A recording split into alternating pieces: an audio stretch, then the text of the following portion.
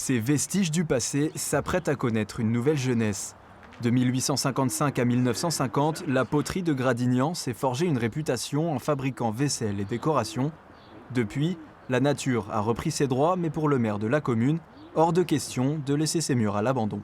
C'est un lieu très emblématique puisque c'est le vestige d'une activité potière industrielle du 19e siècle qui a été extrêmement importante sur la ville. Et donc cette activité ayant cessé depuis le milieu du 20e siècle, nous devons faire face à la déshérence du bâtiment.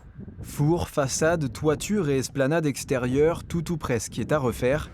Les travaux débuteront à l'automne pour faire de cette ancienne industrie un lieu de culture porté par l'association Terre d'Art et d'Argile. Il faut que ce bâti revive pour qu'une autre étape de la vie de ce site puisse se construire avec des acteurs plus modernes qui sont plutôt tournés autour de l'art, on va dire, de la création artistique.